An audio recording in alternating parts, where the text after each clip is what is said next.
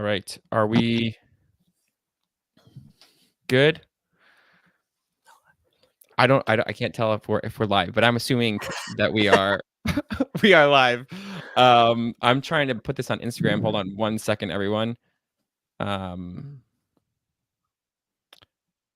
am. I think we are. I think we're. What is that? I think it's a few seconds behind on YouTube, but it looks like we're live. Okay. I'm struggling with Instagram because I've never done this. And there's a go live button that is grayed out. So Instagram people might have to watch this on YouTube later. So welcome to this conversation with Peter Gurry, Dr. Peter Gurry from Phoenix Seminary. And we've got Travis Wright here as well, Dr. Travis Wright. I guess we're all technically doctors, so we don't really call each other doctors. But, to be more formal, we would say that. So Travis is the head of community over at Biblingo. So this is a live event, the kinds of things that we will do as a part of our Accelerator program, where we will talk to a scholar. And there's Peter repping Biblingo for us. So we gave him a shirt at SBL and said he had to wear it every day. I'm a fan. He has been faithful. So so we are here to talk about the textual history of the New Testament. Peter has written a book with John Mead called Scribes in Scripture. It came out. When did it come out? 2022? Yeah, I think it's 2 years old now. Yeah. Time flies. Yeah, it does, especially with kids. It's just like it does. I don't know what. Yeah. So yes, and it's basically a high level overview of the textual history of the New Testament, if I can summarize it like that. So before we get into it, so some of these questions are basically going to be about the book and or related to topics in the book. But first, Peter, can you introduce yourself and tell us, for those of you or everyone out there that doesn't know who you are, what you're doing, and all that stuff? Yep.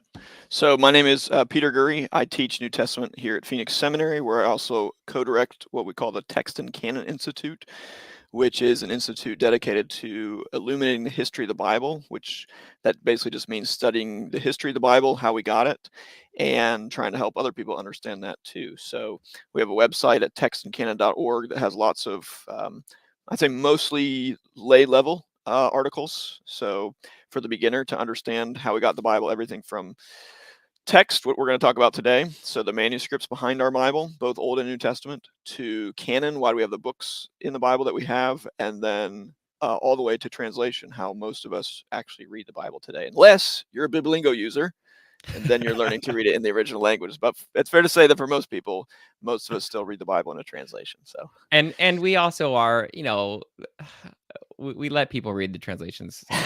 You've let them occasionally, if they've been good, if they've behaved. It's interesting, actually, that Christianity, is unique, really, in its proliferation of translations, because people have always wanted to translate the message to other cultures. That's just been part of the DNA. But someone has to know the original languages, so that's what we're here for. So just a personal question to start out, Peter, what got you interested in studying the textual history of the Greek New Testament to begin with? It's a good question. So I'll give you the short version. You can pry if you want, but the short version is when I was in high school, I had been homeschooled until high school. And when I got to high school, 9th grade, the guidance counselor I sat down with before school started was going through my classes with me.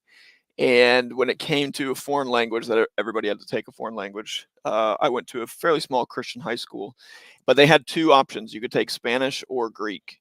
And I just knew that Spanish was kind of what everybody else did. And I had a little bit of a rebellious streak, I suppose. And kind of because I knew everybody else did Spanish, I thought I don't want to do that. That's boring.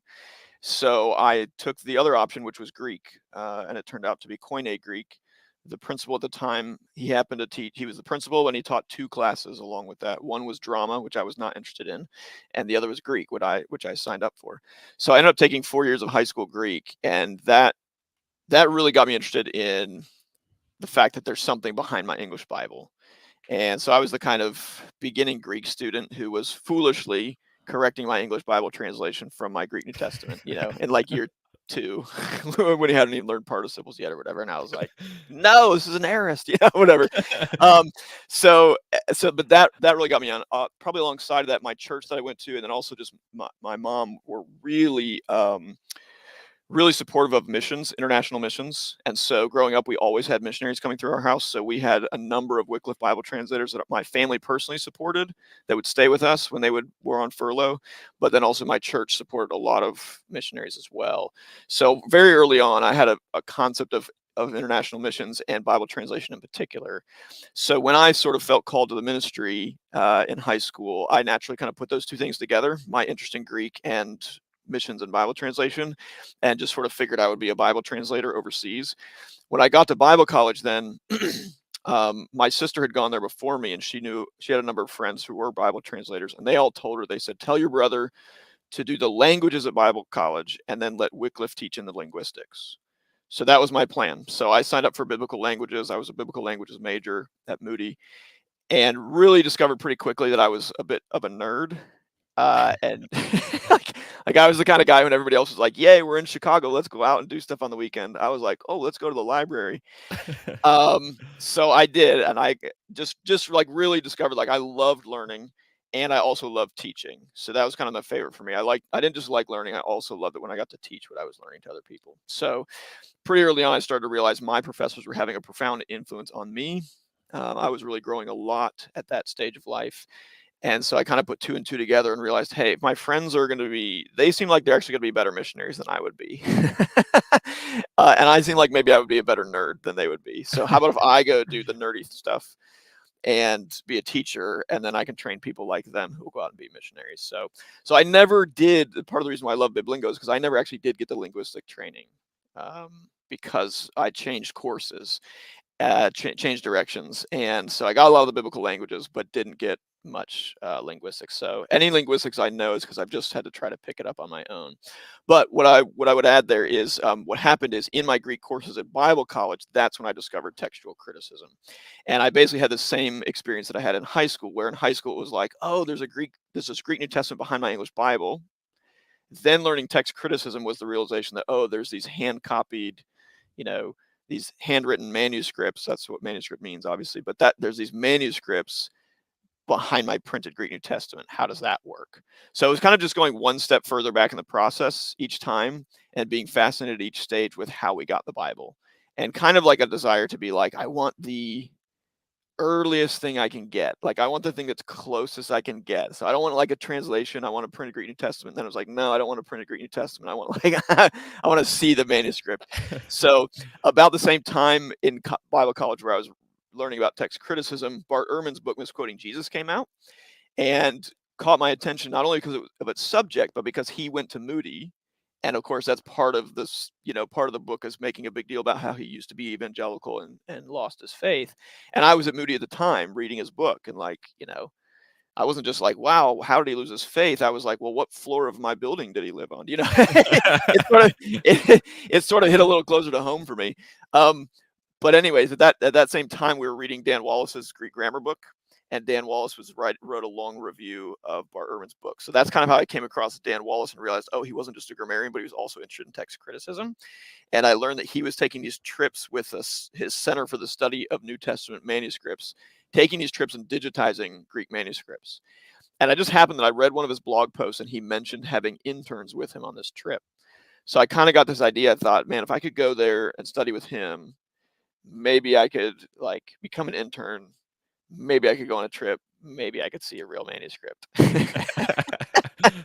Interestingly enough, the first manuscript I ever got to see with Dan Wallace was a forgery that I saw in Dallas, Texas. So it was a bit of a rough start. But I did get to go on several trips with him. And I always tell people, once you get to see a manuscript in person, I think you're kind of sunk. You're done. You're going to do this because they're awesome. Manuscripts are just tremendously exciting and fun to study. So anyways, that's a short version. From there, I went on to Cambridge and kept studying text criticism, and that's been my specialty ever since. Awesome. That's really interesting. I do feel like it's helpful for people to get an idea that scholars are not just like, Brains.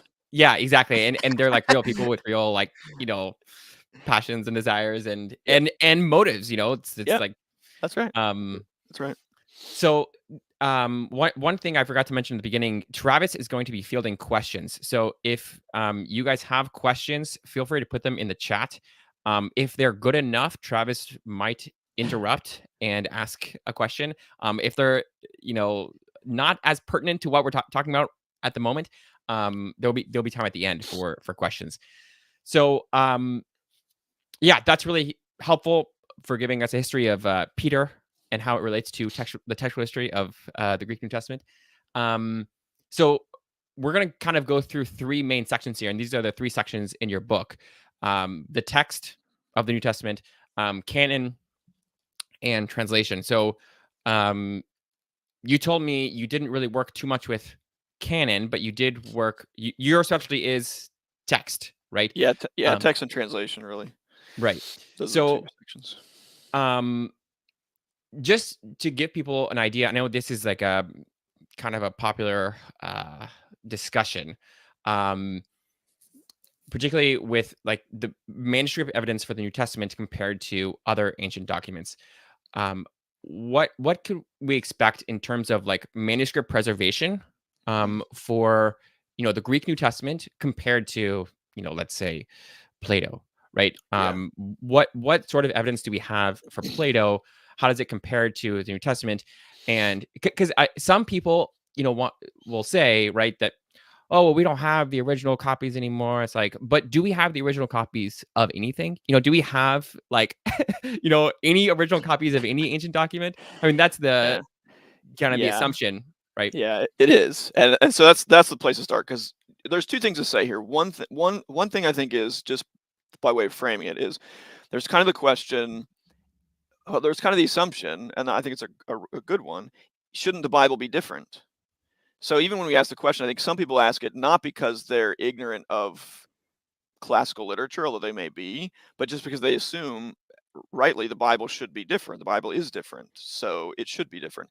But in this regard, I don't think we should expect the Bible to be different. The Bible is different in other ways, but when it comes to its manuscript history and particularly this question of do the originals survive, no, we shouldn't expect the Bible to be different because it's written on the same material as anything else in the ancient world. It's written on papyrus and parchment. Right, so parchment is animal skins. Papyrus is made from a reed plant that typically grows along the Nile River, and it wears out. Right, it just wears out over from use and from time. So the amazing thing is actually how many copies of the New Testament we have and how early some of them go back. So we could compare the number of manuscripts to something like, well, what did you mention? Who did you mention? I mentioned Plato, Plato. but Okay, I have no idea how many copies of Plato there are. So I won't comment on pick your that. ancient person. I'll pick my ancient person. Okay, you might compare it to like Homer. We have a lot. Homer's probably of ancient works.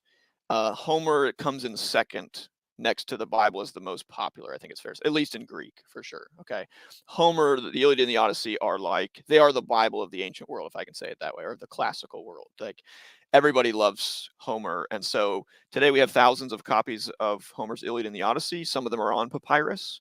Now Homer is writing quite a lot earlier than the New Testament. Okay, so I don't think Homer's the best comparison just because of the time gap between him and the New Testament.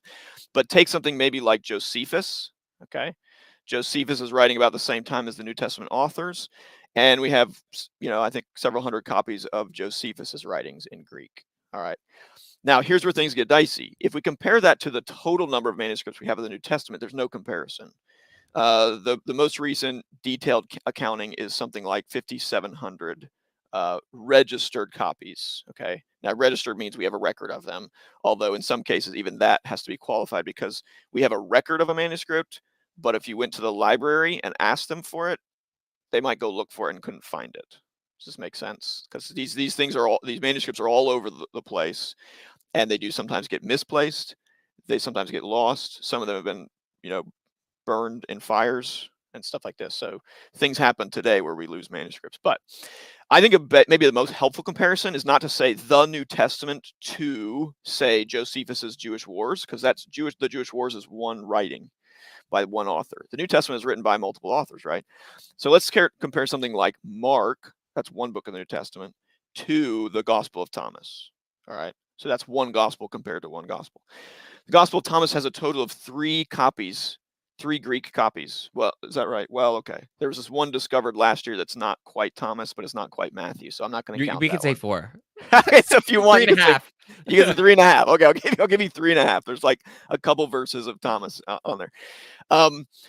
But so say you've got 3 copies in Greek. Now I mentioned those because everybody thinks Thomas is written in Greek originally. None of them are complete. They're all fragmentary. Okay. What's the only complete copy we have of the Gospel of Thomas? The one that scholars have to study when they study it in detail. It's one copy in Coptic. So it's one copy in a translation that you're dealing with the Gospel of Thomas. All right. Compare that to Mark. Our earliest copy of Mark is from the 2nd or 3rd century. Our first complete copy is in the same language that Mark wrote in. It's from the 4th century in Codex Sinaiticus or Vaticanus, depending on where you date those precisely. And then beyond that, something like 1,600 copies in Greek of Mark's gospel if you go all the way into the 14th, 15th century. Okay, so it just blows the Gospel of Thomas out of the water in terms of numbers. Okay, And and how old also are those Greek manuscripts of Thomas? they're pretty old actually, and some of them are equally as old as our earliest copy of Mark. They come from the Oxyrhynchus Papyri. So in fact, until just about 2 years ago, when this fragment of Mark, this so-called 1st century fragment of Mark, if some of your listeners have heard that term, it was a big deal for a while because apologists got excited about it. But until that was published, our earliest complete copy of Mark was the 4th century. That still is our earliest complete copy. But our earliest copy was like 3rd century with P45. This fragment is dated 2nd or 3rd century. But that does mean until this fragment was published, we had earlier copies of Thomas than we had of Mark. Okay, so that's actually important to say. But they were all fragmentary, and as I said, the first complete copy is not in Greek at all for Thomas. Okay, so just think about that. If you're a scholar studying Thomas, and there are scholars, of course, who study Thomas in detail, if you write a commentary on Thomas, you've got to learn Coptic, of course, but you're writing a commentary on a translation of Thomas. You do not have the original language of Thomas. So undoubtedly, things are lost in translation. Right now, scholars have actually done back translations. You can read Thomas in Greek, but it's a modern scholar's attempt to put the Coptic into Greek. Do you see?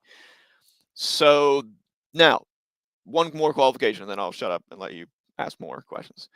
It's really important to say that mere numbers does not prove anything. Okay.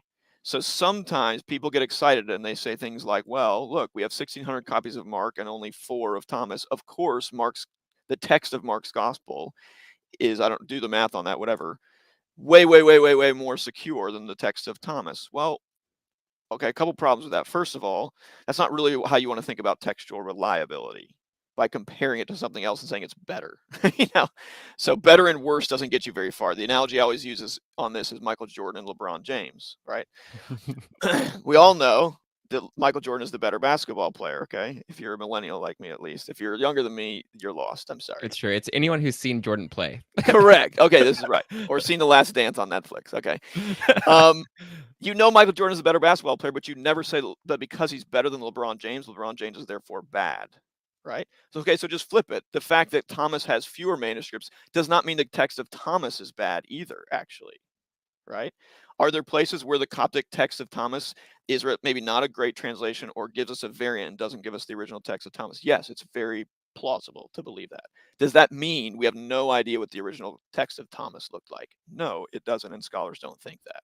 Okay, so here's where the comparison does become helpful. You can say, well, if we trust the one manuscript of Thomas that we have enough to study it in detail, right, and do our historical work from that to ask questions about the Gospel of Thomas and what it tells us about the ancient world, of course we should trust the text that we have in our manuscripts of Mark. Now, where there's an important difference is precisely because we only have one complete copy of Thomas, there are lots of places in Thomas where we have no textual variants at all. By definition, you've got one manuscript, right? You might think it's wrong, and a scholar might conjecture about what the original reading is, but they don't have another manuscript that tells them, oh, there's a difference, and I have to make a decision. But when you look at Mark, because you have these 1,600 manuscripts, if you compare them all at every place, you're going to have a lot of differences overall that as a scholar you might have to work through. And then different scholars work through different amounts of those variants. So a scholar like me, I tend to be interested in a lot of the variants. I could pull off here, sorry, just to give you a visual aid, right? Here's the most extensive collection of variants for the Gospel of Mark. It's called the Editio Criticum, or the Major Critical Edition. And it's got, the bulk of the page is variants, right?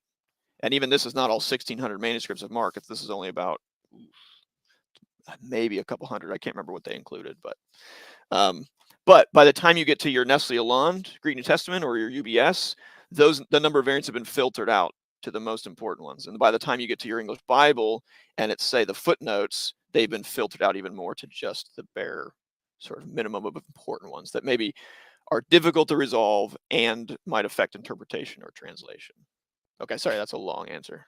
Yeah, but very interesting. So just what does the amount of manuscripts tell us then, right? So from my perspective, I would think that it really reveals something about what the communities thought about the text, right? I mean, Yes. if you have 1,600 copies of Mark, a lot of people wanted Mark. So people were copying Mark and they were passing it along to the next person to copy and to pass along.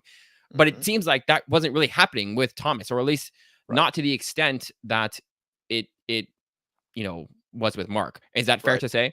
Yeah, I think so. I mean, I think broadly speaking, the number of manuscripts tells you about how popular something is. People don't copy things they don't care about. So go back to Josephus. Here's an interesting sort of analogy. Josephus is the reason we have as many copies of Josephus as we do is actually because Christians were really interested in Josephus. Jews, by and large, were not the ones who preserved Josephus's writings. Christians were the ones who loved Josephus, partly because of his lengthy descriptions of the destruction of Jerusalem, which many early Christians saw as proof of Jesus's prophecy in the Olivet Discourse, among other things, right? So, but yeah, we wouldn't have copies of Josephus if people didn't want to read him, right? So what you see with something like the Gospel of Thomas is probably an early interest in Thomas that fades as time goes on, right? And with the New Testament, part of the reason we have so many copies is because the bulk of them come from later in the Middle Ages, where Christianity is the dominant religion in the Western world, and particularly the Christian-speaking Eastern part of the empire, right? So we're not even talking about Latin. Obviously, in the Latin-speaking part of the church, you have just as many, in some cases, manuscripts of the Bible, but in Latin, right? But yeah, the Bible is being preserved and copied in monasteries and places like that because people want to read it. So it certainly tells us about, I think, put it this way, Kevin, I think, I can't prove this because I haven't crunched the numbers on this. I think based solely on the number of Greek manuscripts, I think it's fair to say the most popular works in Greek in history, okay, are probably the Gospels and the Psalms. Because we have just tons of Psalms manuscripts in the Septuagint manuscripts for the Psalms, for the Psalter, and tons for the Gospels. I said 1,600 for Mark. I think for John we have over 2,000. Right? I don't think anything gets quite close. Maybe Homer's Iliad or the Odyssey if you combine those two. But they're just extremely popular. People love Interesting. them.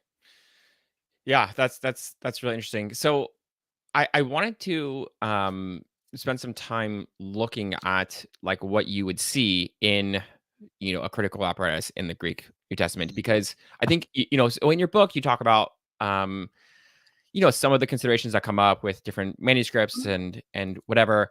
It's a little bit abstract, and if you don't know this world, you probably just just don't understand what people are actually doing when they do this. So recently I did this podcast on called The Grammar of Good Friday and Easter, and the cry of dereliction is a very interesting one for multiple reasons. Eli lama sabachthani, and one of the reasons is the textual history. So I thought you could just walk us through what we're looking at when we see this. So let me share my screen here. Let me figure out how to share my screen on this. Okay, here we go. So this is the text. So we have a difference between Matthew and Mark. So many people assume that Mark wrote first, so that Eloi Eloi lama sabachthani would be earlier in that sense. But then when we come to the actual Greek text, so the main differences here being Eli Eli and Eloi Eloi, right? we come to the Greek text, we have this. So this is just pulled straight from NA28. And again, if you are, someone that doesn't know what these things mean, they look like complete gibberish. Looks like gibberish, yeah. Exactly. So can you just tell us what does this gibberish mean? I mean, I have here. Well, you just walk us through just Sure. briefly. Yeah. What's so you don't have to tell us, all the nuances, but just give people an idea of What's going what on. we're doing. Yeah, when we look at something like this. Yeah. Okay. So let's just start by saying what you're looking at, first of all, is the evidence from the apparatus. Okay. So what we call the apparatus is the part that records textual differences between witnesses. Now, I'm using the term witness now instead of manuscript because one of the things you'll notice here in your apparatus is it's not just Greek manuscripts. When you see something like, for the first reading, Eloi, right? Okay, just sorry about my pronunciation, guys. Okay, forgive me. But when you see VGMSS, okay, I think the MSS will actually be a superscript in your printed edition, just so you know. But VG means Vulgate, okay, the Latin Vulgate. So we're not even dealing with a Greek manuscript here, and in fact, we're dealing with multiple manuscripts of the Vulgate. Well, what is the Vulgate? It is a translation of the Bible into Latin. Okay, so in the next one you see CO, that means Coptic. So we're referring again to a translation as a whole. They're not listing the particular manuscript of the Coptic now. They're just giving you the Coptic translation. And really, in this case, it could be more than one. Okay. So keep that in mind. You're dealing with, in the apparatus, you're dealing with more than just individual Greek manuscripts. You're at certain points dealing with whole translations that they'll sometimes almost list as a whole translation. Okay. All right. So what you've got then is, and you've hopefully got it listed out here, one on top of the other. You've got one variant after another. So each Greek text is giving you a different variation that's found in different witnesses. So the first one again, Eloi, Eloi. Then the next one, let's see. Okay, So the Eloi, oh, sorry. you have an Aleph, Have two. a B, 3, Yeah. 3. Walk us through Yes, what that is. Okay. What are those? So Aleph, so these then are going to be these are going to be witnesses, okay? And basically what happens is, because we have so many manuscripts, as we talked about, scholars have to have a way to reference them simply, okay? If you were to go to a library, okay, like let's say you were to go to the British Library and want to see this first manuscript on your list, Aleph, okay? That's Codex Sinaiticus, all right? If you ask them if you could see Codex Sinaiticus, well, it's on the public display, so they'd say, yeah, go over there to that room. If you were like, I'd like to spend some time with it personally, they'd say, that's nice, okay? Unless What's you're your name? unless you're the head librarian, no, okay? But the point is Codex Sinaiticus also has what's called a shelf number, and that's how the British Library knows it. I don't remember what it is offhand, but it's always like some kind of name and number. It's usually a name of whoever donated it to the library or something like this, or what part of sub-collection is part of. The reason for mentioning that is if you go to a library and say, I want to see Codex, and then you give them the letter that's in your Nestle Hollande, they will look at you like they don't know what you're talking about, because that's not how they know their manuscripts, okay? But if you were to put the shelf numbers for all these manuscripts in your apparatus, that'd be crazy, huge apparatus. Nobody wants to spell out Codex Sinaiticus in your Nestle Hollande every time it occurs. So what scholars have done over the centuries, I guess it's centuries now, century and a half or so, is they came up with these designations, okay? And they assigned letters and numbers to all of them to make it easier to refer to them and make it shorter, more succinct.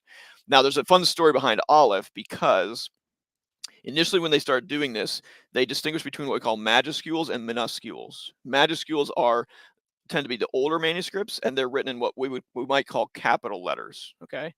Minuscules are written in what's a Greek-like script style. You could kind of think of it as lowercase. It's not technically right. It's better to think of it as a script where the scribe doesn't lift the pen, but rather connects the letters to each other. That's the main difference.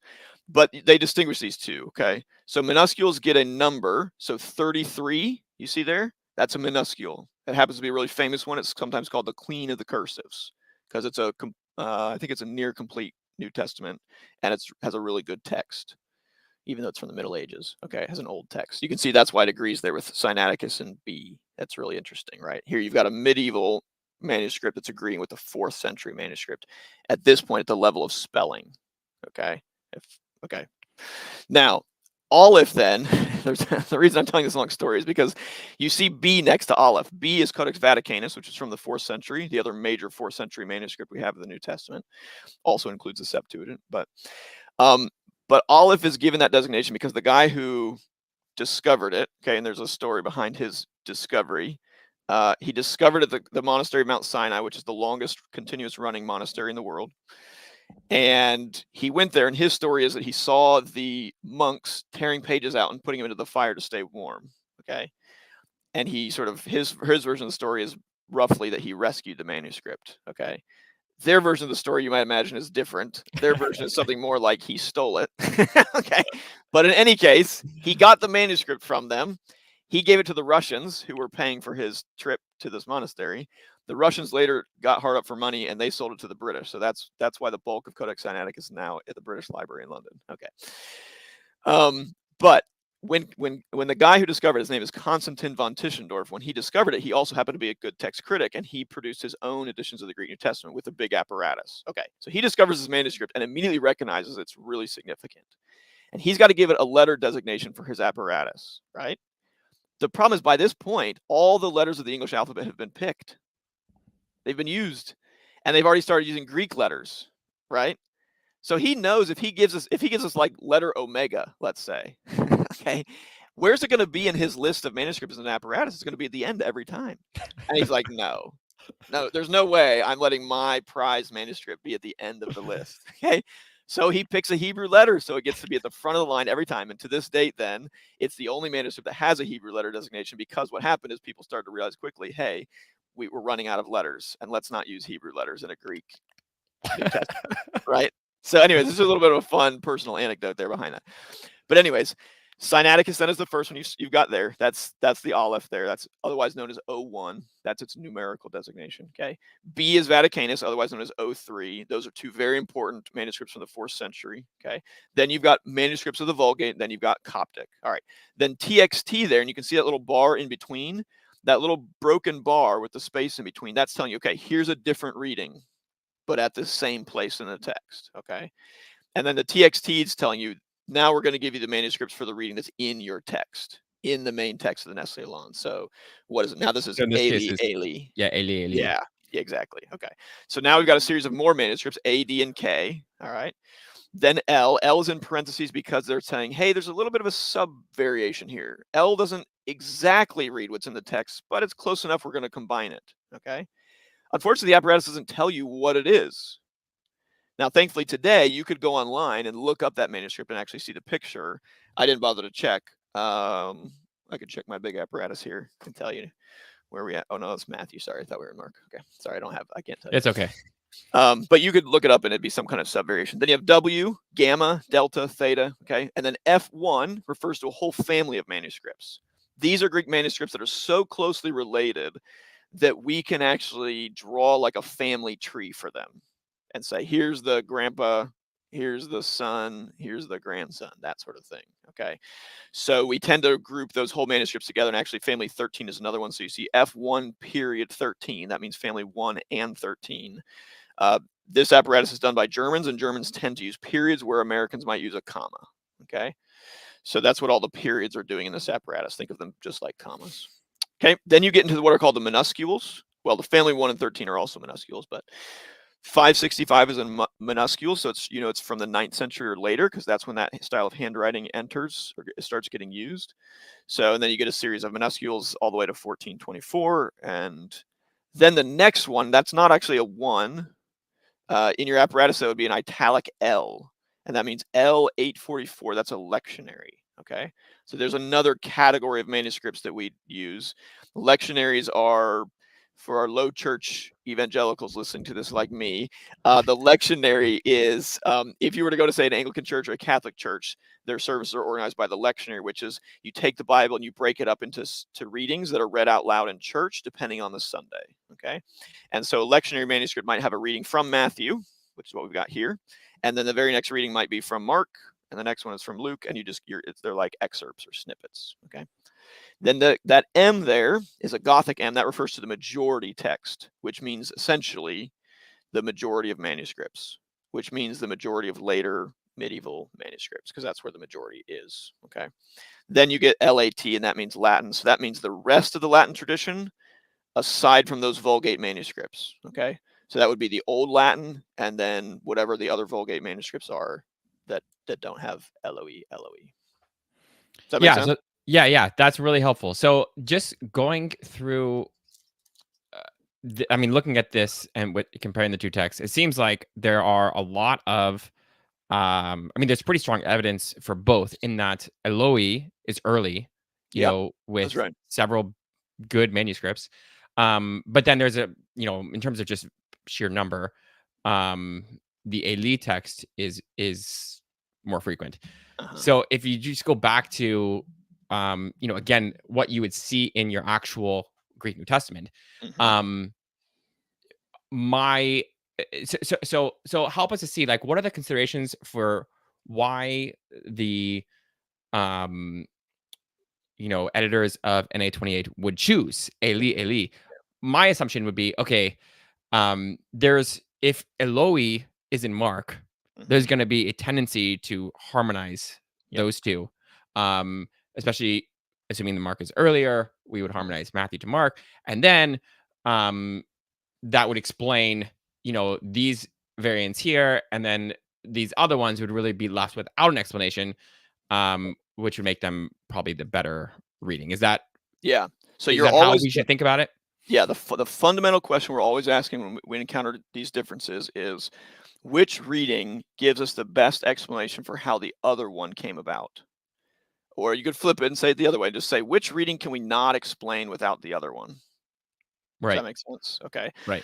So you've already given a couple suggestions, and yes, if you've got Eloi in Mark, what is it, Mark 15:34? Then you can imagine a scribe being familiar with that version in Mark and putting it here. Now, if I remember right, in Mark, what is it? Sorry, 15:34. In Mark, I think you have this. You have Eli in Mark, I think, in some manuscripts as well. Yes. Yeah. So here's where things get really dicey. So this is here. I pulled it up for Mark. Eli is in these manuscripts. There you go. Okay. Now, the issue here is you got to say, well, this means harmonization could have happened in both directions. And so there's a danger as a scholar that you end up with viciously circular reasoning, right? Where you go, oh, well, this, the Eli reading has to be original in Matthew because it's different from what's in Mark, and not realize that what you're thinking of as Mark is really just what's in your editorialized text. Right. But if Eli is original to Mark, well, then maybe scribes have that in their manuscript, and so they're actually harmonizing Matthew, and they're changing Eloi in Matthew to Eli to match what they have in Mark, right? And I think it's probably fair to say that I'd have to look at all the evidence, okay? But this is just off the cuff, okay? But it's certainly plausible that harmonization did actually in history happen both directions, right? Because you got to remember, any given scribe does not necessarily have the original text in his manuscript at both places. He might have Eli when he's copying Matthew first. And so by the time he gets to Mark, that's what he's harmonizing to, right? Another scribe might have Eloi in his copy of Matthew. So by the time he gets to Mark, he's going to copy Eloi in Mark. Do you see? So the first place we want to start actually in this variant is actually compare both side by side and see how many manuscripts are actually harmonized between the two in the same manuscript, and how many aren't. Because actually it's the ones that aren't harmonized that are probably the most interesting to us. We're not surprised when we find them harmonized. Right. It's actually more surprising when they're not. So we'd actually want to start with those manuscripts. I'd be most interested in those manuscripts that aren't harmonized and start asking questions about them, right? Yeah, that's really helpful. And so we don't have to go through all of it, but I think this gives people an idea of the complexity involved. I mean, there's actually a lot to think through. All that to say, even in something like this, which it's like, it'd be nice to know exactly what you just said. In this case, it's still the variation that we're talking about is really not meaningfully significant, right? I mean, this in my reading of it, it's not like in either case Jesus says, my God, you haven't forsaken me." right. Do you know what I mean? Like, right. So I would say we do have to Eli keep is that in mind. Hebrew and Eloi is Aramaic, Yeah, and that's so they're fine. just trying to figure out, Yeah. and Yeah. again, we're talking about a very, very slight difference. Even, yeah, I mean, Well, and here's where, I mean, the reason this variant is so interesting is partly there's a number of levels to it, right? We can ask questions like, well, what language would we expect Jesus to speak from the cross right, in his moment of greatest agony? Is he if I put it this way, is he defaulting to his heart language at that moment? yeah. And what is Or that language? what is that language? What is that language? Or actually, is he not, because he's quoting scripture? Hmm. So we actually it would be expecting him to speak Hebrew at that point, which would not be his, let's assume, maybe not his heart language as much. Do you know what I mean? In the Yep, same yep, way, anybody in my class, if I start the Lord's Prayer in the King James Version, I've got a number of students who can finish it in the King James for me. yep. Because Elizabethan English is their heart language? No.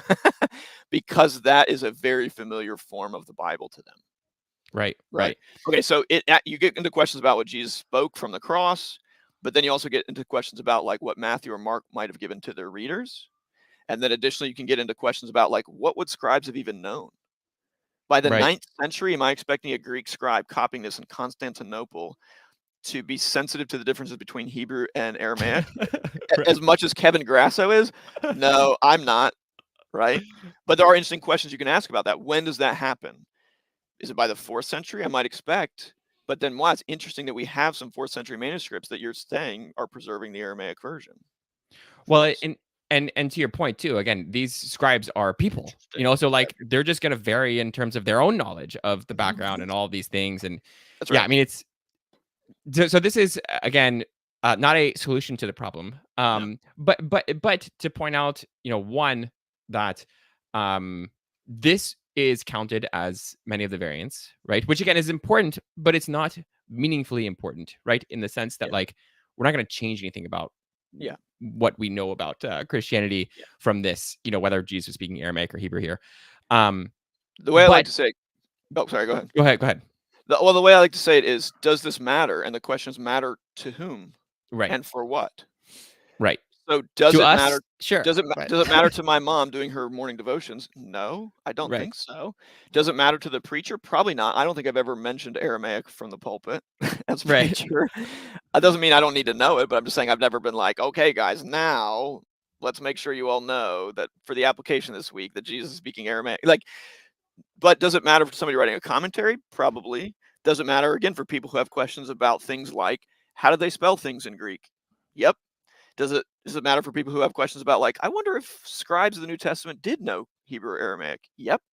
Does it matter for people asking questions about what language Jesus spoke and taught in? Yes, right? So does it matter? Yes. It wouldn't be in your apparatus if it didn't matter for something, right? But we just have to distinguish what level does it matter at and who does it matter for. I yeah, think that's a helpful way to think about this. yeah. No, I think that's spot on. Travis, do we have questions coming in? I'm gonna. We do. Yeah, Okay, okay. we have quite a Let, number let, of good questions too. okay, so let me just since we're already 43 minutes in, Peter, do you have to I don't have to go. No, okay, I'm okay. good. So let me we're gonna skip the canon question because Because I'm no you good at it. you don't know anything about it. So we'll get It's not John my Reed on at some point. expertise, okay? It's just not my expertise. So uh then let's talk about translations. And Yeah.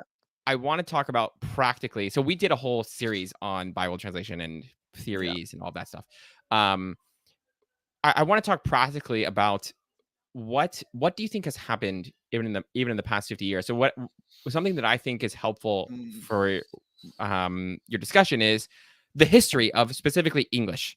yeah. Um we are at a very unique point in history where we have so many English translations, and it's unique because we have never had so many translations of one book into one language. I think it's probably safe to say that there are more English translations of the Bible than of any other book into any other single language. Yeah, Um, that's probably right. and so, what do you think? I'm asking really a practical question here. What are the advantages and disadvantages to this? I know for my own. Well, let me just leave you at the question. I won't give you my own. My own Don't tip opinions your on it. hand here, Kevin. Come on. Sorry. Well, okay, Let me- okay. So first, let me qualify. Was that your question? Is like, Yeah. why do we have so many? Okay. First qualification. I actually think it is unique in that we have so many. Yes, but it is not unique in that we have multiple to choose from. And this is actually a point I often make when I talk about the history of English, because a lot of people think some of this is just this flattery that we tend to always think we live in a moment that's totally unique, and nobody's ever had to deal with our problems. But actually, when the King James comes around, you have a dozen English translations on the market at that point. People often don't realize that one of the reasons why for the King James Bible's success is that the king basically gives it a stamp of approval and bans the sale of other translations. Well, that tends to help your book sales if people can't buy your competitors. But you've got the Geneva Bible. The King James itself is a revision of the Bishop's Bible from 1602. You've got a translation by a guy named Richard Taverner. You've got Tyndale still. Let's see. You've got Coverdale's. Okay. What am I missing? By that time you got the Douay-Rheims, which is the Catholic translation of the Vulgate. Okay. So you've got right there. That's just 6. All right. Now I'm not saying you go to any bookshop and it's like it is today, where you've got a whole wall of them. I'm not saying that everybody has equal access to all of those. At a certain point, some of them stop getting published and they're not as accessible and all that. But we are not the first people in history to have to think about which English translation is the best. Right. People have had to think about that. And really, what I would argue is that the time of history, about roughly 250 years, where the King James Bible is the English Bible, that's actually the historical anomaly. Okay. And even if you go back in time, if you think about something like the Septuagint, okay, the Greek translation of the Old Testament has revisers. Aquilus, Symmachus, and Theodotion also revised that. And so when Origen comes along in the 2nd century, he produces this hexapla, this 6-fold, 6-column Bible, precisely to show the differences between them. So one of the points John Mead, my co-author of the book, we often make about translation is there's very little new under the sun. There aren't many problems that we have to deal with that nobody's ever had to deal with before when it comes to translation. That doesn't make them unimportant, but it just should relieve some of the tension we feel about it. So it's I not think, new. just to push back on you a little bit on this, I think part of the tension is not that there are multiple English translations, but the access to the translations. Yes. So the fact that I can pull up this passage, the cry of dereliction, in 20 different translations in 2 seconds, and then look at all of them, right? I mean, I think that's for the everyday person, and this would be and I don't know if you know anything about this, how many people owned multiple versions would be one question. Yeah, that's a good question. It's like, question. Yeah. I get that. Yeah. And I think it's a helpful point, right, that you're making, Yeah, that for sure people have in the past dealt with this issue. But to me, it seems like it's been an issue for scholars, right, to say, okay, which one is better? Yeah. Right. But for a layperson, that's unless true. they're looking at multiple versions, they're not going to even, I mean, maybe they know that there are versions out there that are different. But and this is kind of my concern, and the heart behind the question is, if you pull up all these different versions, how in the world do you know which one is right? It's like, if you don't know Greek. Right. Okay. It's a great question, and it's a fair question, because I do not know how many people say in the early 17th century have multiple translations on their shelf. Probably not most people. Okay. But here's where I'll push back just a little on your pushback. Sure. I actually think most English Bible readers today don't care as much as we think they do. You and I do, and the people who email us do. So we naturally tend to think everybody out there is really worried about this question. And it's easy for me, because everywhere I speak on this topic all the time, and it's the number one question I get: which translation is the best? Right. So it's easy for me to think that's what people are worried about all the time. My wife never thinks about it. She just reads her ESV. Does she know there's other translations? Of course, she's married to me, right? I mean, she can't not. But she doesn't worry about it. My mom has read the King James Bible most of her life. At one point, I switched her over to the Net Bible. So I was like, Mom, this is the translation my seminary professors made. You got to read it. She read it for 3 or 4 years. And then she's like, nah. And she went back to her King James, right? Does she know there are translations? Of course. But is she a Bible teacher? No. So she doesn't care. Do you know what I mean? Right. She care when she has to, if the preacher points it out or something, but she's just like an ordinary Christian. And I don't think most ordinary Christians actually care as much as some of us think. Okay. Yeah. Now, that's not to say that people don't care, and not to say they shouldn't care. So let's keep a couple things in mind. One, I think let's ask the question, why are there multiple translations? And there's any number of reasons to this. I give about 5 in the book, but I'll just point out one here since we're talking mostly about like that we're kind of thinking about translation philosophy, let's say. There are multiple ways to translate the same Greek text into English, right? You can do it 4 or 5 different ways and still be faithful to the meaning of the Greek, right? So different translators have different translation philosophies. And then with this, and here's why people care, really, if that was all it was, I think most of us would be like, fine. Like, how many of us worry about, like, if you're going to read a Russian novel like Dostoevsky, how many of us are like, I've got to compare translations? No, none of us. Why? Because we don't care that much about Dostoevsky. Now, if we're a teacher and we're a literature professor at college, then yes. Or if we speak Russian and can read Russian, then we might care. But for the bulk of us, we're like, look, the basic story is going to be the same either way. Well, It's going to be a big book and it's going to be intense. I just need to be able to read it. Again, though, I think this is the unique thing about the Bible. It's like even our Yes. numbering system allows us to say, here's a sentence. Let's view it in isolation. And let's view that against every other possible translation of this single sentence, you know? This is very true. And you're right, you know, with other Different kind of translated texts, you don't even think, you know, I mean, you're reading through the whole story, right? And I think we should be reading the Bible more like that. Yeah, for sure. But the reality is that we are where we are today, and people can do that, right? And so then it's so much easier to see. Yes. Okay. And so then here's why people care, right? Because as we know, all translation involves interpretation. It always has, it always will. And because the Bible is so important to us, as it should be, okay, we care about that interpretation, really, is what we're interested in, I think. And so that's where we have these heated debates. I've actually got an article coming out of the Text and Canon Institute in a couple months on exactly this question. Is it a blessing or a curse to have so many translations? I'm going to say yes, it's both. Okay. But here's one thing, a point I make in the article that I've found helps people when they think about this question, because what happens is people tend to feel a lot, can feel a lot of anxiety about which translation is best. Okay. Yeah. Some of this is the fault of marketers. Okay.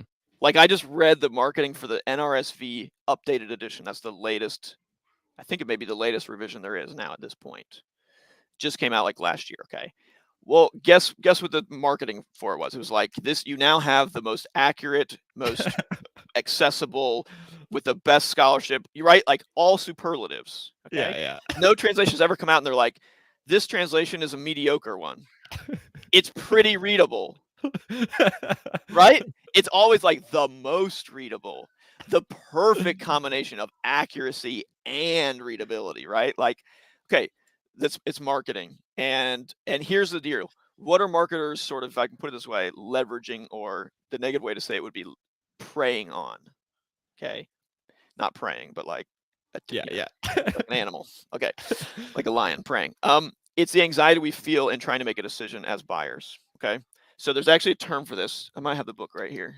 Hold on. Yes. Okay. There's a really interesting book called The Paradox of Choice: Why More is Less. And the paradox of choice is basically this. The more choices you have in something, the more anxiety you tend to feel when you have to pick one. Okay. So we've all felt this. What if I go to the grocery store and my wife tells me to get something? Okay. I don't do the norm. I'm not the normal grocery shopper in my family. So when I do have to go to the grocery store, it's usually an experience for me. Okay. So she tells me to go there and get spaghetti sauce.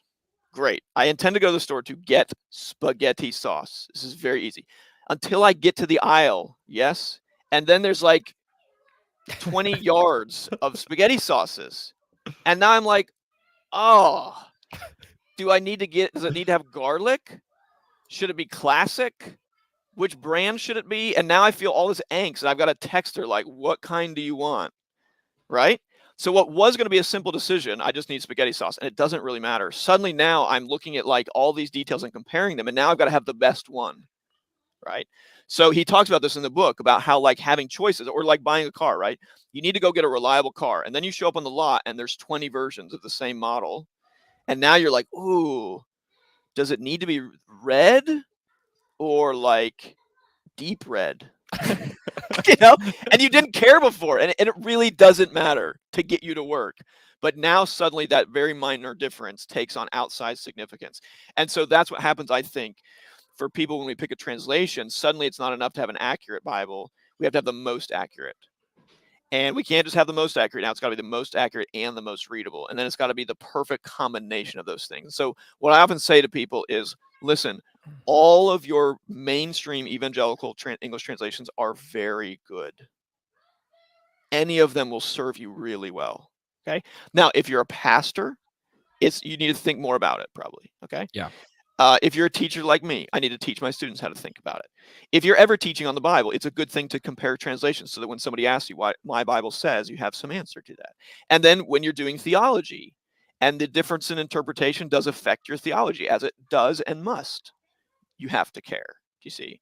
But for the normal Bible reader, pick a good one and read it. Okay. Yeah. And be happy. That's the key. Read it, right? Read That's the key. Yeah, read it. Don't argue about, all the different translations and stuff. Especially I think part of the thing too is, if you don't know the original languages, you've got nothing to go on. It's not really your place. That's That's right. And That's right. Again, this is coming from someone who, has devoted a good portion of my life to just like analyzing, grammar and trying to figure out what things mean. It's a hard thing. It's a hard task, for translators to put it, the Bible into English. But if you don't know the language really, really well, you really don't have any business like comparing in the sense of like this one's right and this one's wrong. Yeah. It's and what I tell people too is like it's helpful. Read if you're studying a passage, read multiple translations with different translation philosophies. Not just the ESV and the NASB. It's like you're gonna get the same thing. No, that's exactly right. Do the NLT and the ESV together. Yeah, that's a great combo. I tell people NIV, NLT, ESV. Those are the look at them all together. Combo. Anyway, so I think that's really helpful for people, and we will definitely put a link to that article whenever it comes out. We'll add it to the other thing I always try to say with this, Kevin, too, is just like to add on, and it's one of his things in the book, actually, and I talk about in the article, is like one of the ways to get past this paradox of choice, the anxiety, is to cultivate gratitude.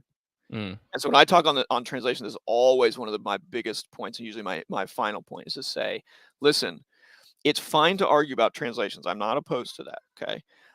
But our overwhelming sort of attitude about having multiple translations today should be gratitude. Yeah. Right?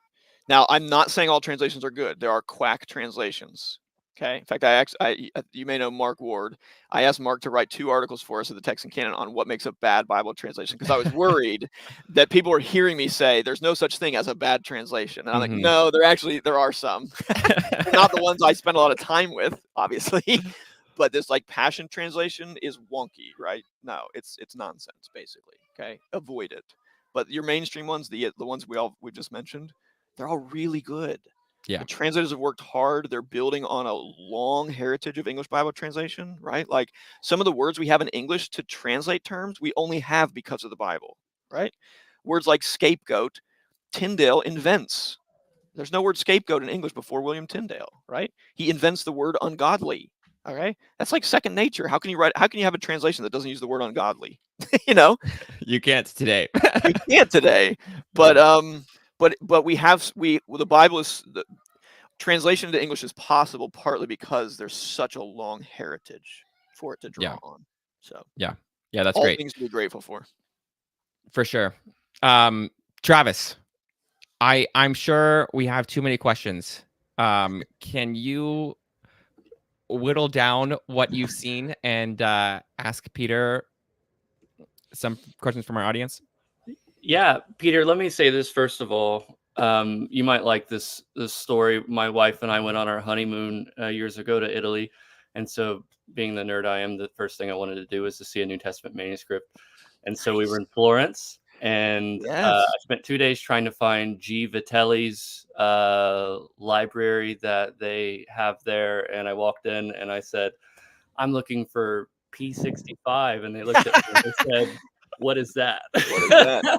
Yep. And they had a totally different classification system, but they brought me into the back of the library, opened up, the drawer, and pulled out a papyrus from the third or fourth century. Yeah. And they let me look at it, like, don't touch, Yeah. but you can look at it. Look at And it. then they handed me an article in Italian, and they That's said, awesome. "Here's what it's about." And I was like, You're like, I'll stick with the Greek. yeah, you're exactly right. If you walk into so many of these places, you're like, I'm looking for P Yeah. whatever, and they're like, what is They that? won't know it. Because and you got to remember, like, they have a whole library to take care of, and their whole library is not New Testament. So we come at it from the Bible, you know, and think that's the most. What do you mean you don't know what lens. P65 is? What do you mean? Yeah, exactly. And Where they're have you like, been? Well, the paparazzi, I mean, she was so excited that I was Yeah. excited about what she does. She was like, do you want Yeah. to see another one? And I was like, Yeah. yeah. Yeah. Yeah. Like, she was getting Yeah. pumped. She was like, finally somebody understands why this Yeah, is somebody cool. cares. Yeah, no, it is. We Awesome. got a lot of great questions. What I want to know, Peter, is what is the best Bible translation? The one you read. Yeah. Actually, you've written on this just recently, and we're getting quite a few questions that are sort of grouped under this. Why read actual manuscripts and not just, you know, scholarly printed editions? What are the values for our students, you know, who are in our community, but also just you're learning Greek? Why care about that? Yeah, such a good question. So we've got a couple articles on this on the website. One is on exactly that. What's the value of reading Greek manuscripts? And then another one is on like how to handle the weird letters that you're going to find. Gosh, there's so many benefits, but here's the broadest way to say it. You just never know what you're going to find because each of these things is unique. Okay. So I teach a whole class on text criticism here at the seminary. And one of the things I do is each class, we just look at a different manuscript. And what the students are almost always shocked by is how there's something different to learn from each one of them. Okay. So you just don't know what you're going to find. And that's what's most fun about them. So in your apparatus, you're getting this like distilled version of the variants, right? And it's sort of been all cleaned up and made neat and tidy. And then you get to the manuscript and you realize like, oh, like Kevin said earlier, these are copied by real people. So like I like to show people in Sinaiticus, there's actually a point where you can see a fingerprint in the ink, right? That's amazing. Like that's the guy's fingerprint who copied this, you know? Other places you start to realize like, okay, sometimes there's a danger in reading the apparatus that everything gets sort of atomized and you forget that scribes are copying a whole text. And so a change they make here in verse 4 might explain the change they made in verse 5 or 6 because they want to produce a coherent text. Okay.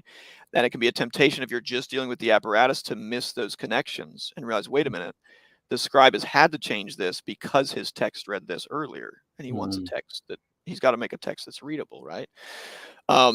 You find corrections. These are really fascinating to see. Well, I love to show these to church audiences because they immediately just can identify. I've got one where I show people a manuscript I looked at in Italy one time. It's a complete New Testament. On almost every page, there's corrections in the margin. And about half of them can be explained by the scribe simply skipping from similar letters to similar letters and leaving out what's in between. He catches himself and then puts that in the margin. Well, one of them, he puts it in the margin, but before he did that, he started to write it in between the two lines where he left it out. And then he crossed it out because he wrote the first word, legon, and then he crossed it out because he realized, oh, shoot, this is a much bigger accident than I realized. So then he's had to put it out in the margin, right? So he's made like two mistakes. And I always make a joke with audiences like, this guy was not a good scribe, but he was a pretty decent corrector, right? And so you start to, what I personally I think love maybe most about manuscripts is that you see the humanity of the process.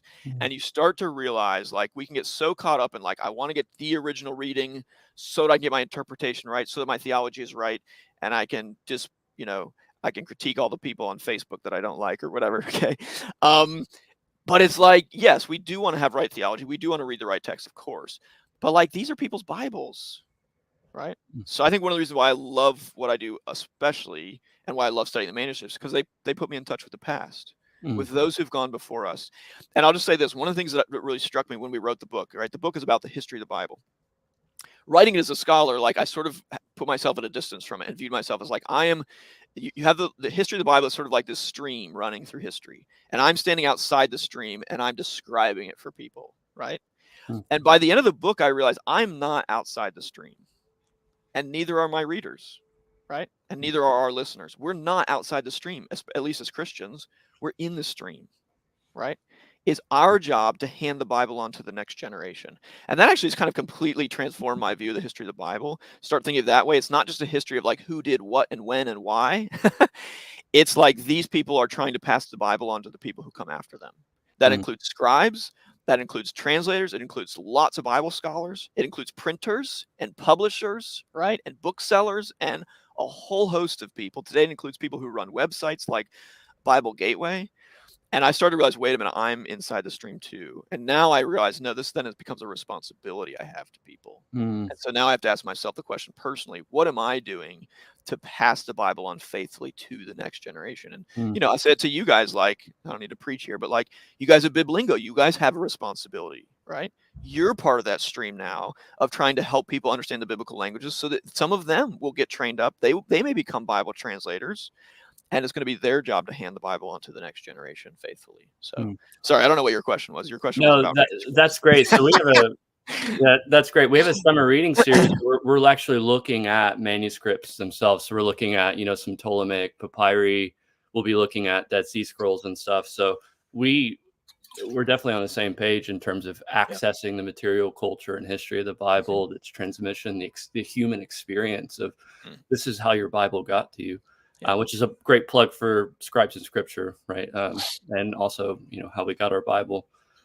Connected to that, actually, what resources would you recommend to begin to look at manuscripts? Is there a particular manuscript, a website, good question. Resources for papyrology and paleography, things like that? Yes. I'll mention too, if you go to our website right now, Text and Canon, the lead article is called Resources for Reading Greek Manuscripts.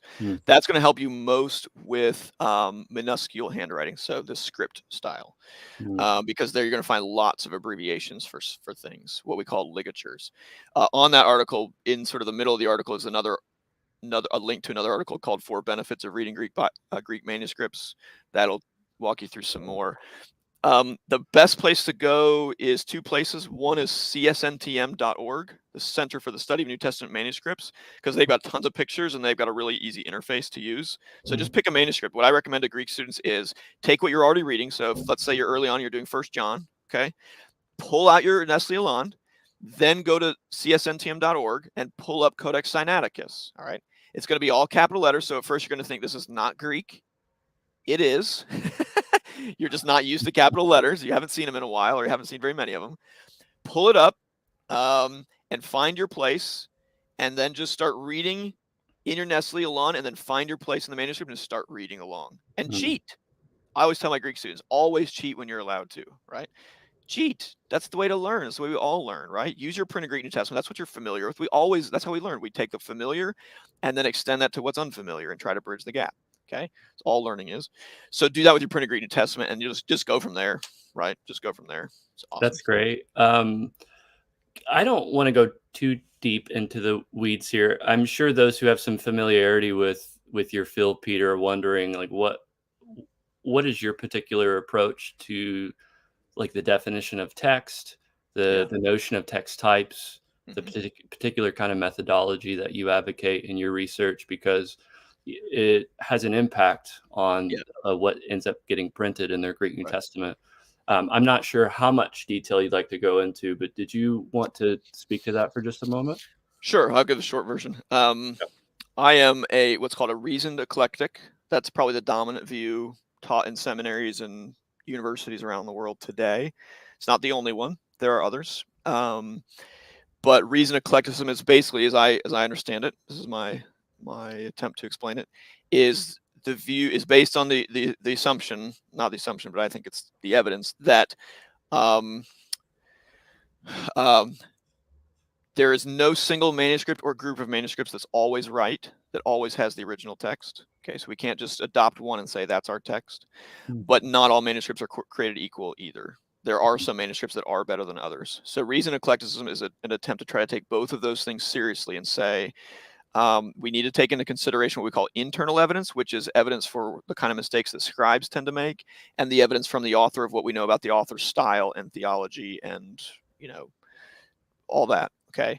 And combine that with our knowledge of the manuscript evidence, what we know about which manuscripts have, in the easy places, proven themselves to be good or proven themselves to be the best, okay?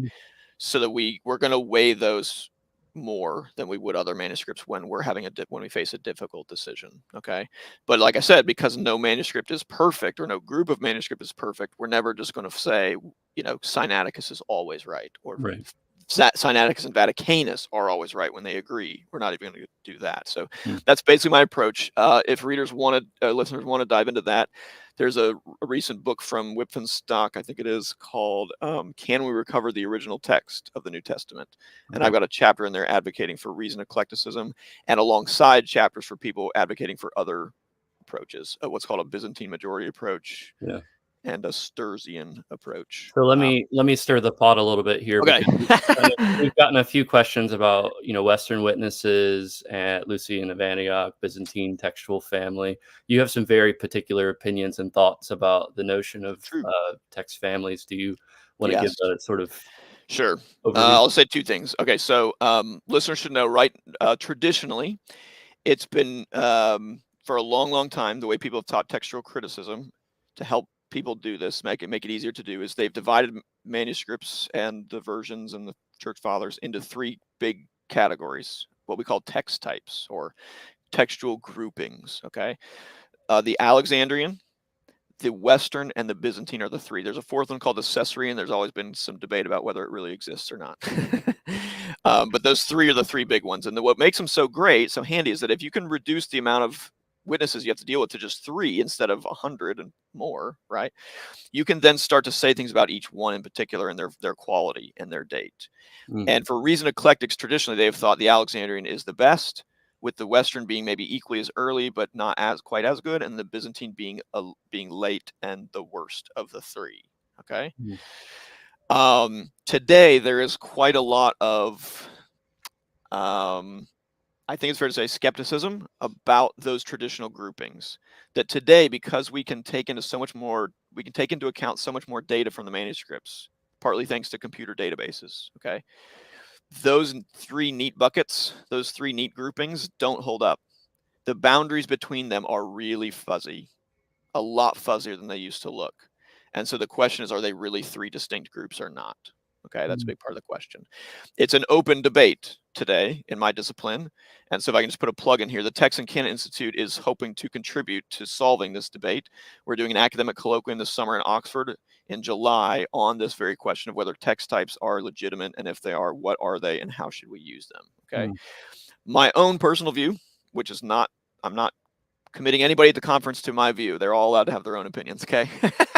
But my own view is that these three neat groupings are not, they're not neat and tidy, and we should probably let them go and not try to use them the way we used to.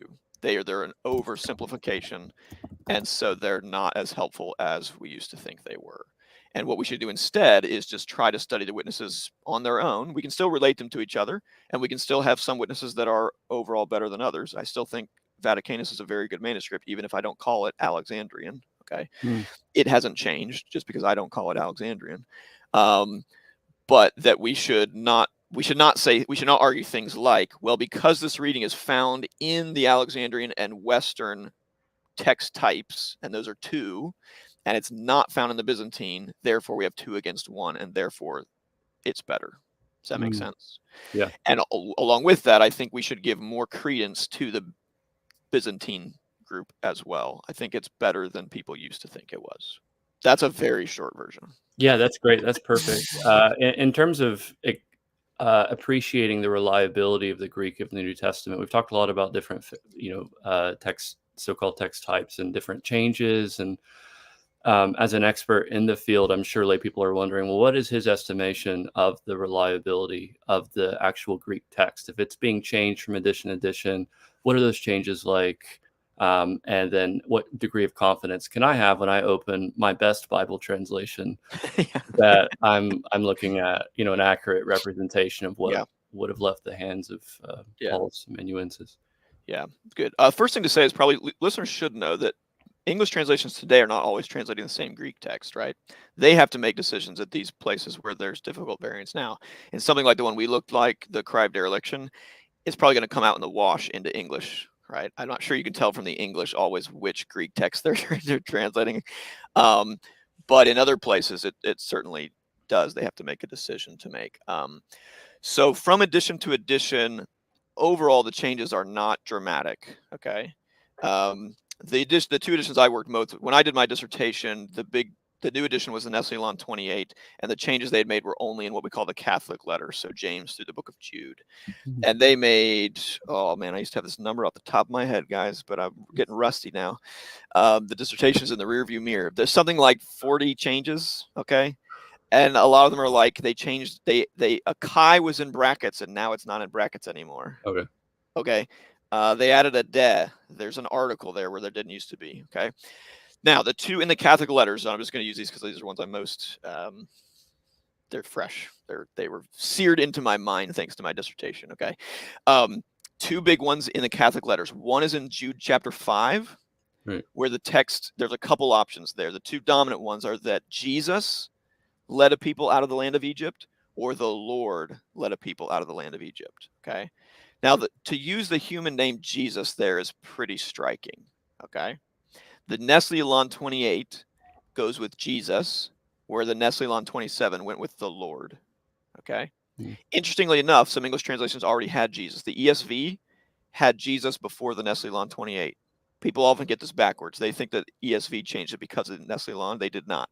Wow. One of my colleagues here is Wayne Grudem. Wayne Grudem is one of the editors of the ESV. He was very proud that they had this change before the Nestle-Aland 28 did. And they got it right before the editors of the Greek New Testament did. But in any case, that's a big one that people point out. The other really notable one is 2 Peter 3:10, where Peter is talking about the end, okay, and the world being judged by God, and God judging the world with fire. And he's made a reference to the flood before this. And there are people in Peter's audience that are skeptical that Jesus is even coming back, that there even is going to be a final judgment. They say the world just continues as it always has. And Peter's sort of essentially rebuking that idea. And he says in verse 10 there of chapter 3, the world and all her works will be what? There's a number of readings. Will be burned up, which fits very well in the context, but is found in our later manuscripts. Will be found from a form of heurisco, okay? Or, and here's what the Nestle-Aland 28 says, they conjectured, they guessed. They think all the readings in our manuscripts are wrong, and they went with will not be found. So they added the word not, okay? That's one where you look at it and you go, okay, they've completely changed the meaning. They flipped it from will be found to will not be found. Okay, here's the interesting thing about that one, actually. People sometimes forget that textual variants have to be interpreted in their context. Okay, so you might look at two readings that in your apparatus are opposites. One has the word not, and one doesn't. But when you look at what English translations do with these two readings, they actually come out in very similar places. So what's interesting you'll find is that take a translation like the CSB, which gives you both these readings. It gives you the one in the text and the one in the footnote. Okay, in the text, they translate heurisco without the word not as the earth and all her works will be found out. Okay, then in the footnote it says alternate, whatever, however some readings say or whatever, will not be found. We see what they've done? They've interpreted the word heurisco differently depending on whether it has the word ook there. Why? Because is it because they're stupid or they're nefarious? No, I don't think so. I think it's because they're reading each of those variants in its context, and they're going, look, if we have a form of the word heurisco here without the word not, it has to, in context, mean something like the earth and all her works will be exposed in the judgment. So found out, right? Discovered, you might say. Okay? But if you add the word not in there, then it means something like you can't find them because they've been destroyed. They don't exist like they used to before. They've been burned. They've been, I think that means purified, okay? But they've been so purified, there's so much evil in the world that once you purify it, the thing that comes out on the other side is like, wow, that's dramatically different, but that's a big one. The Nestle-Aland 28 has the word ook there before the verb. Okay, now there's some debate about what the word heurisco can even mean there, so we'll let Kevin sort that out for us. But that's one where, then what makes it significant, probably most of all, is besides the fact that they've added the word not, is there's no Greek manuscript support at all for the word not. You have the word not in a few Coptic manuscripts and a few Syriac manuscripts, but that's it. So if you're going just on the Greek manuscripts, this is what we call a conjecture, where the editors think all the Greek manuscripts have the wrong reading, and they have to guess. New Testament scholars do not do that very often. The Nestle-Aland 28 has a total of 2 of those conjectures in the whole thing, in the whole Greek New Testament. Okay, that's very few when you compare it to classical works, where scholars. I mean, if you think of the Gospel of Thomas, there are more than 2 places probably where that one copy of Thomas has it wrong, and scholars had to conjecture and say, "Nah, we think what it must say in the original is this." Can I ask about some of the recent editions of the Greek New Testament, the Tyndale House Greek New Testament, Yeah. what we can expect from the Nestle-Aland 29th edition? So you studied at Tyndale House. I studied at Tyndale House. Was it Dirk that was Yep. your supervisor? No, Peter Head was, sorry. Oh, Peter. Okay. So, So, yeah, if you want, and maybe just one more question after this, because I know we're already an hour and 20 minutes into Peter's time. So give the people what they want, Kevin. I also am hungry, so I need lunch at some point. We're at different times then. All right, fair enough. All right, so go ahead. Travis, you wanted to ask about different editions. Okay, so yeah, one of the exciting things in my field is that for the first time in quite a while, we actually have multiple what we call critical editions to choose from. So we actually have 3. If I can find my SBL one. Oh, I can't find it. Should be here somewhere. We have, oh, there it is. Sorry. Okay. You have 3 you can choose from. The most popular one by far is the Nestle-Aland. Sorry, I have the 27th. I'm old school here. And it has the same Greek text as what's called the UBS, the United Bible Society's Greek New Testament. And that one is really designed for Bible translators especially. Its format is simpler. It has fewer variants. It's a bit easier to read. It has nice English headings as well. Less going on in the apparatus a bit, and just the cleaner page. The Tyndale edition is the cleanest of all in terms of formatting. It's very clean page, very small apparatus. Okay, very easy to read. I actually use it with my first year students for that reason, because the page is so clean and uncluttered. It's not as intimidating to them. Okay, so with the Tyndale House edition, they have a slightly different approach. They're still Reason Eclectics, but they are, I think it's fair to say, they lean more on early manuscripts than the Nestle-Aland does, at least the latest iteration of the Nestle-Aland. The Nestle-Aland, as I said, one of the changes is they are actually more, they trust the later manuscripts, those Byzantine manuscripts, more, I think, than Dirk does. I'm not trying to pick on Dirk, okay, but I think Dirk is more impressed by the early manuscripts. He wrote his dissertation on Sinaiticus, not terribly surprising. But also Dirk is especially sensitive to what we call scribal habits, meaning he's really sensitive to the kind of mistakes that scribes make, the kind of very accidental mistakes that they make. Then with that, one of the things that's distinctive about the Tyndale House edition is, along with an emphasis on earlier manuscripts for deciding what variants to print, they've also tried to follow the earlier manuscripts in things like spelling and paragraphing. Okay. You can't always do it, and you still have to make decisions. But the paragraphing, you'll notice they do what's called ekthesis. So that's outdenting instead of indenting. So that's just a little weird quirk that takes some getting used to. They've also followed the order of books that's more common in our Greek manuscripts. So you'll find the Catholic letters right after Acts. So that's one thing to keep in mind. I am told the Nestle-Aland 29 is also going to do that. They're going to move the Catholic epistles. So that'll be a big change for people. That'll be exciting to see people's reaction to. But I think the Nestle-Aland 29, the last time I heard they were saying, oh, it'll be out in a year. I think that was like 2 or 3 years ago. So I expect it'll be out in the next couple years maybe. But it basically, what it's doing now is the Nestle-Aland is following this big daddy edition, the Editio Critica Maior. So as these volumes come out, they revise the Nestle-Aland. So the Nestle-Aland was based on changes made to the Catholic letters, because that's all they had for the Editio Critica Maior. Since then, they finished Acts. Here's Mark. Revelation, I think, is coming out this year. And Matthew is pretty far into the process, I'm told. They're also working on all the other books at the same time. So as those are finished, they will revise the Nestle-Aland, and we'll have 29th, 30th. I expect in my lifetime we'll get up to, I don't know what we'll get up to, but probably a new one at least every decade is my guess. So that's awesome, Peter. Thank you. A lot more to say about the history of those editions, but that's the basics. Kevin, did you have a final question, or do we have room for one more? Or yeah, let's do one more. Pick a good one. Well, I wonder, actually, Peter, for those who've stuck into this entire interview are probably pretty personally invested. I wonder what you think the future of your field is. What things do you expect on the horizon? What are you excited about? What concerns and challenges are there? And then if you want to give a plug, not only for students to continue to keep working on issues of text, you could do that as well. Yeah, you should also give a 30-second advertisement for the Texan Canon. I know you mentioned it earlier, but Yeah, exactly. Talk about it. Okay. Convince me I should go there and read your stuff. Okay. All right. So the field. I think it's a really exciting time to be part of the field.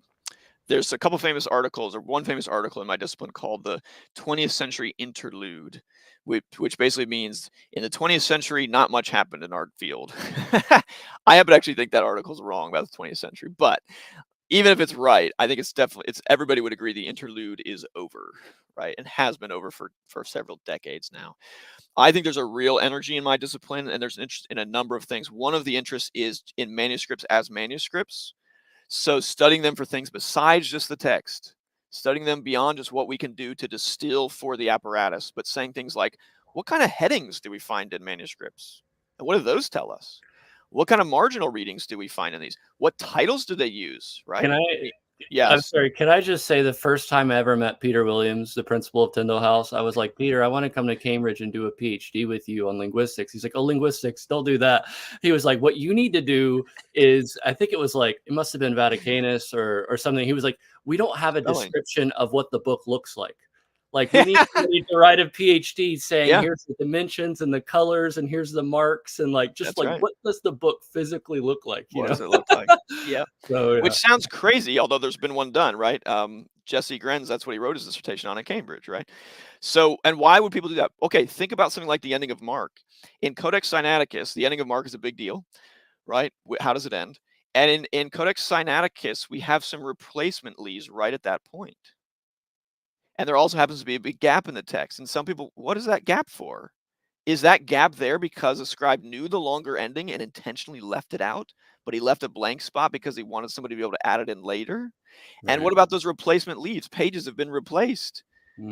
Does that suggest something, what does that tell us? Well, Jesse's work, he proved how many, was it 3? There were 3 hands involved. 3 scribes. Exactly. So lots you can do. In Codex Vaticanus, there are these dots in the New Testament that people think mark variants. And those have been studied in detail with lots of questions because, for example, at 1 Corinthians 14, in the section about women being silent in the church, there are 2 dots there. Does that suggest that Vaticanus, its exemplar, its source text, didn't have that text, and therefore Paul didn't write it, and therefore we can quit apologizing for that part of 1 Corinthians, right? Okay, so you get the idea, but you can't answer those questions until you know a lot about the manuscript as a manuscript. One of my neighbors in Cambridge, he wrote his master's thesis at Cambridge on corrections in Mark. That's all he did. He just looked at the corrections in Mark. Why? Because there happens to be a correction in the very first verse involving the title Son of Man. That's one of the important variances in Mark. Does the gospel introduce Jesus as the beginning of the gospel of Jesus Christ, or Jesus Christ, the Son of God? And there's a little correction there. And my friend wanted to know, is that little correction there, is that a correction the scribe made while he was copying, like in the act of copying? He accidentally left it out and added it right back in the moment. Or did a later corrector come along and add it, right? To answer that question, you had to study the whole book of Mark and look at all the corrections. So that's one of the really exciting areas. We're getting a lot more detailed studies of manuscripts than we've ever had before. That's really exciting. Another exciting thing is we're still discovering new manuscripts. I mentioned this early copy of Mark, right? That we didn't have before, and it just got published a couple years ago, right? One of the reasons why we get new editions of the Nestle Aland is because we get new papyri, right? A friend of mine who teaches in Australia was working at a library I think he was in Paris, and in the binding of the manuscript, so like back here, he found a new manuscript that had been reused to make the binding. Okay. Wow. So we get new manuscripts. I think the third thing I'll mention is technology. Technology is revolutionizing our discipline in, I think, mostly good ways. We can look at manuscripts online and see almost any manuscript with a couple clicks. That's amazing. That's amazing. In the past, you had to travel, you had to fly to Europe usually, or the Middle East. We can use databases to include far more data from these manuscripts than ever before. So when we think about text types, we don't have to make our decisions about how to group these things based on a selection of readings. We can just take the whole manuscripts, all the text of the manuscripts into account. Okay. With that, though, I'll put a plug in here then now for where do we need to do work? We need to do work to really think carefully about our methodology, about our method. Should we use all the data we can get? The fact that we can do something does not mean we should. I think we know that, or at least in theory.